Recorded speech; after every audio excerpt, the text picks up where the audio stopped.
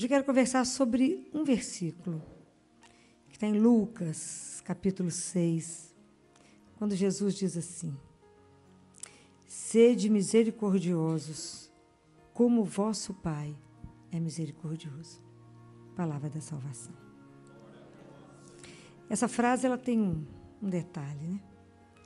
Quando Jesus nos convida, ele fala: sede misericordiosos como seu Pai. Esse convite é um convite que talvez a gente nunca mais receba algo tão grandioso, algo tão profundo quanto é esse convite. Porque, na verdade, o que Jesus quer nos desafiar, nos convidar, é sobre como a gente precisa aprender a se amar e amar o outro. Porque o modelo que ele nos dá é o Pai. Todo o cerne da missão de Jesus foi revelar que Deus é amor e misericórdia. Mas quando a gente é convidado por Jesus para poder viver esse amor que Deus tem por cada um de nós, na minha vida e na vida do outro, Ele pede que a gente vá não como justo, mas como pecador. Essa é uma consciência que precisa ficar. Então, para que a gente possa viver isto, a gente precisa de algumas coisas antes. E essas coisas antes é que vão determinar se a gente vai dar conta de viver essa frase. A primeira, nós temos que ter marcado no nosso coração que o Pai de Jesus, o nosso Pai, é verdadeiramente amor e misericórdia. Porque eu sempre insisto que a grande imagem de Deus que fica para nós é de Deus juiz. É do Deus do livro, que anota os nossos erros e os nossos acertos e fica esperando o momento de nos dar uma rasteira e de nos colocar no chão. Então, a gente sempre percebe como é que, quando acontece algo ruim, a gente está sempre pensando que Deus está me castigando. Essa imagem do castigo é uma coisa que nos carrega.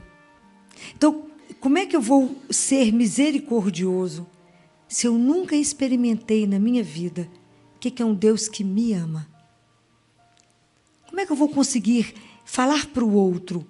Cada um de nós é absolutamente único. Cada um de nós é absolutamente singular. Não há ninguém que se repete. Nós somos criaturas únicas, filhos únicos do Pai. Cada um de nós foi sonhado, foi desejado, por isso estamos aqui. Senão a gente não existiria. Se a gente não estiver convencido que cada um de nós é uma pessoa completamente amada,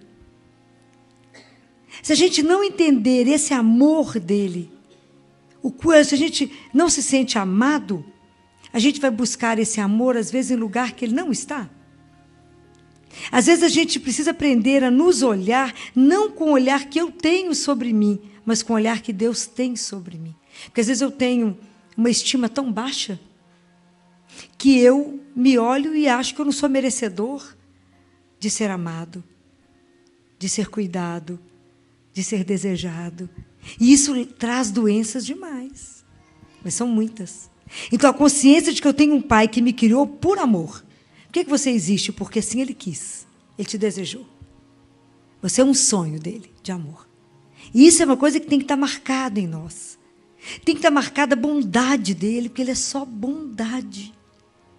A gente já tem que ter experimentado a bondade dele. Como é que eu falo da bondade de Deus se eu nunca experimentei? E eu tenho que pensar, não sei se vocês já pensaram, na paciência que Deus tem conosco. Que a bondade dele é infinita. A paciência dele é sem limite. Quantas vezes eu falo com ele: muito obrigado por não ter desistido de mim, por ter me esperado, por ter tido paciência com as minhas demoras. E às vezes porque quantas vezes a gente é mais filho pródigo do que aquele que fica em casa, né? A gente está sempre dando as costas para Deus e saindo. A gente está sempre trocando Deus por qualquer coisa. A gente está sempre achando que a nossa felicidade está onde ela não está. A gente sempre dá as costas para Deus e fala: e eu vou buscar minhas coisas para me ser feliz, é lá, Deus, mais ou menos. Essa história de que só Ele preenche o meu coração, só Ele me dá a felicidade que eu preciso, que eu anseio, bobagem. Eu vou buscá-la em outro lugar.